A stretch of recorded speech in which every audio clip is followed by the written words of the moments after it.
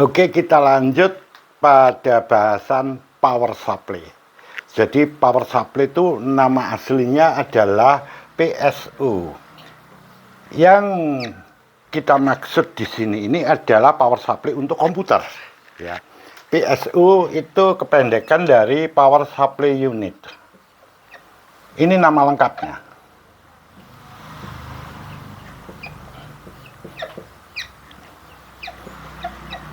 Ini. Nah, namun orang umum nyebutnya hanya power supply saja. Jadi lengkapnya ini, ya. Nyebut power supply itu hanya untuk supaya pendek aja. Nah, nama Indonesianya itu adalah Catu Daya. Tapi jarang dipakai ini. Orang lebih banyak bicara tentang power supply unit. Nah, contoh bendanya adalah ini. Ini power supply unit. Yang kemarin kita bahas itu, yang kita tunjuk kelihatan dari samping, ya, dari sampingnya kayak begini. Nah, sekarang kita tunjukkan yang benar semuanya. Jadi di sini kelihatan ada banyak kabel dan konektor-konektor yang akan masuk ke berbagai perangkat komputer yang ada di dalam case, ya. Nah, apa fungsi power supply? Begini. Power supply ini nanti akan mengambil listrik AC dari sumber listrik. Jadi ini ada konektor, ya. Konektor, orang bilang ini konektor power ini. Sebetulnya ini namanya konektor IEC C14, ya. Ini nama ilmiahnya. Ini. Jadi konektor power itu ini konektor namanya. IEC C14. Ini nama ilmiahnya. Tapi orang umum menyebut konektor power, ya udah, nggak apa-apa. Itu bahasa umum, ya, bahasa dagang, ya. Kalau bahasa ilmiahnya ini C14 ini. Nah, listrik AC yang sudah masuk ini di dalam power supply ini akan diubah menjadi listrik DC. Nah, kemudian listrik DC ini akan dipecah menjadi banyak voltase. Jadi ini kalau saya lepaskan ini, nah ini banyak, ya. Di sini voltasenya beda-beda, banyak. Makanya di sini ada warna-warni. Warna itu adalah menunjukkan voltasenya. Jadi misalnya yang kabel warna kuning, nah itu plus 12 volt. Kemudian ada yang warnanya merah dan ada warnanya oranye. Jadi saya sebutkan aja di sini, ya, voltasenya di situ dalam bentuk DC. Kuning itu plus 12 volt. Kemudian merah itu plus 5 volt. Kemudian orange itu plus 3,3 volt.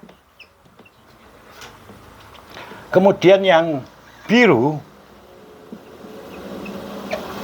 itu min 12 volt.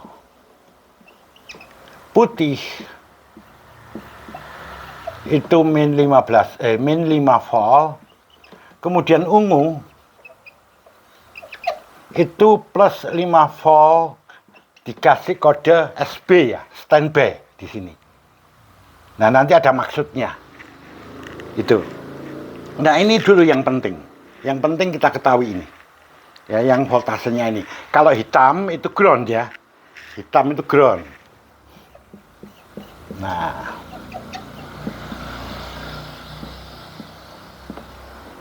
Nah, ini voltase ini yang benar. Nah, ini nanti setiap voltase ini ada fungsinya. Ya, sebagai satu contoh kayak begini. Ini ada konektor yang akan menuju ke hard disk, ya. Nah, konektor-konektor ini nanti yang akan disebut konektor molek, ya, namanya. Ini konektor molek. Enggak sungai aja yang molek, ya, yang Ya enggak, ya. Molek ini tidak hanya sungai, ya. Saya punya anak molek. Ya. Oke, di sini. Jadi ini konektor molek, tapi nanti ada kodenya. Misalnya ini molek sekian yang ke harddisk, kemudian yang ke motherboard molek sekian gitu ya. Ada angka-angkanya, kodenya ya di situ. Jadi itu nama ilmiahnya begitu. Nah, contoh tadi yang ke harddisk itu ada kabel kuning, ada kabel merah dan hitam. Artinya harddisk itu butuh voltase 12 volt, 5 volt dan ground. Nah, begitu seterusnya. Nanti di motherboard itu butuh apa aja. Nah, ada kebutuhan yang kayak gitu. Nanti kita bahas satu persatu. Ya, tapi sekarang kita kita lihat voltasenya dulu. Kalau dia keluarkan 12 volt, apakah harus tepat? Enggak. Dia itu masing-masing punya toleransi. Ya, jadi misalnya ini. Untuk yang plus 12 volt, yang plus ini toleransinya adalah 5%. Sedangkan yang min ini toleransinya adalah 10%. Artinya begini, contoh yang 12 volt. 12 volt nilai 5%-nya adalah 0,6. Ya, 5% dari 12 volt. Ya. Maka nanti terendah dia itu harus 11,4 volt dikurangi 0,6. Tertinggi harus 12,6 volt. Begitu nanti yang 5, yang ini dan seterusnya silakan dicari sendiri ya. Jadi 5% gitu. Nah, kalau yang min contoh yang 12, jadi itu 10%. 10% dari 12 itu adalah 1,2 ya. Jadi paling kecil dia itu harusnya 10,8 ya, sampai 13,2 begitu voltasenya. Nah, selama voltasenya pada range ini, maka dia dikatakan normal. Jadi misalnya nanti kalau kita cek di sini 12 volt, ternyata di sini hanyalah 11,6 normal dia. Boleh dipakai. Artinya nggak akan ada masalah. Tapi seandainya dia diukur ternyata 11,3 ya. Ini 11,3. Jelas dia nggak normal. Kalau itu dilanjutkan, nanti akan komputer itu akan nge-restart sendiri, biasanya kayak begitu. Nge-restart sendiri, hang ya. Atau mungkin malah mati ya, kayak begitu. Nah, ini ya yang orang biasanya bilang power supply-nya ngedrop kayak gitu ya. Sama nanti yang lain-lainnya ini. Kalau sampai berada di bawah ring normalnya, jadi kalau ini ring yang bisa ditoleransi ya. Ini nilai toleransinya ini, toleransi. Ini disebut nilai toleransi ya. Nah, kalau dia berada di luar toleransi itu yang berbahaya. Jadi kalau dia kurang bisa mengakibatkan tadi nge-restart sendiri, hang dan sebagainya. Kondisi di mana voltase itu kurang dari nilai yang bisa ditoleransi itu disebut undervolt ya. Ini kalau kurang undervolt. Kalau dia melebihi dari nilai normalnya, dari ring normalnya, misalnya setelah diukur ternyata 12,8. Lah itu lebih besar dari ring normalnya yang maksimum harusnya 12,6 ya. Kalau dia lebih tinggi, itu yang dikatakan overvolt.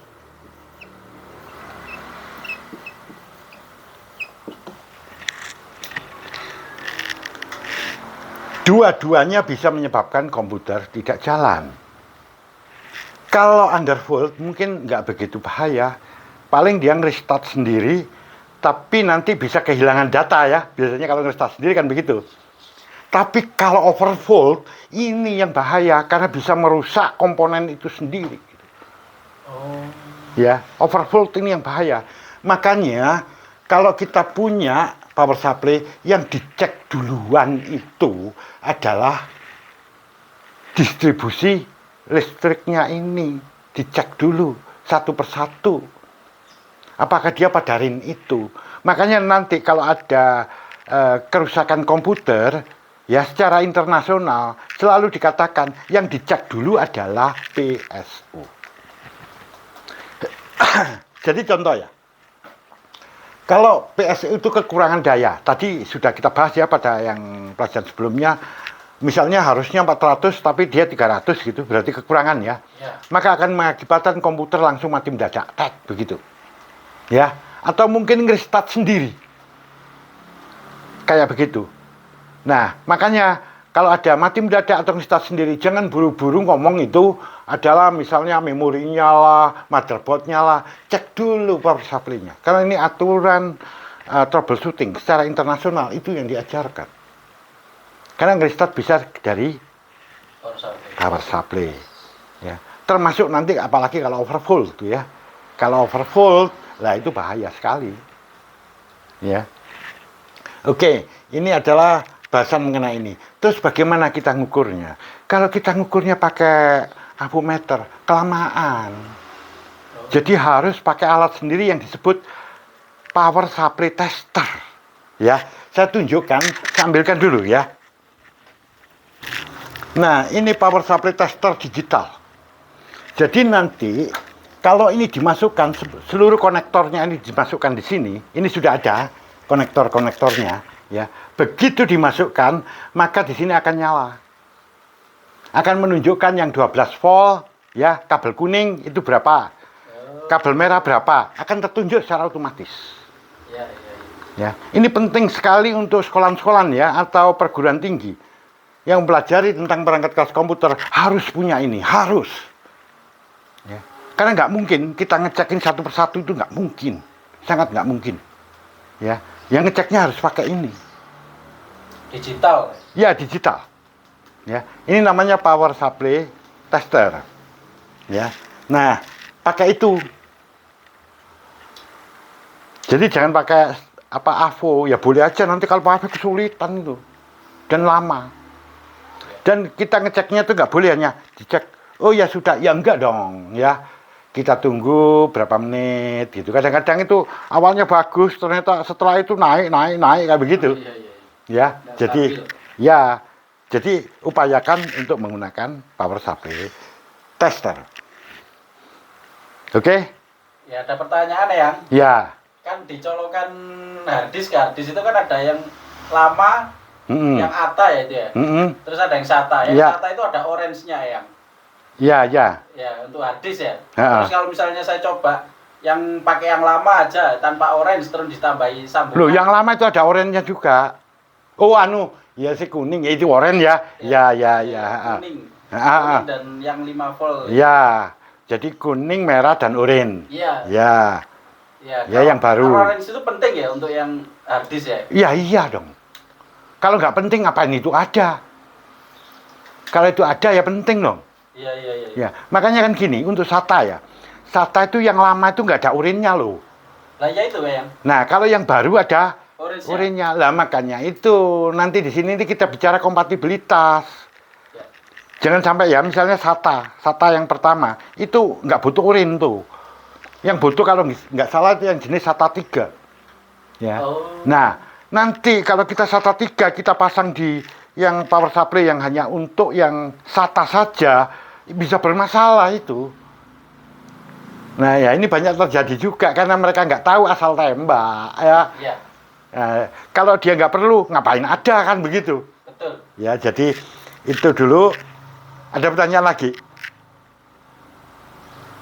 Nah ya, oke kalau nggak ada tunggu selanjutnya.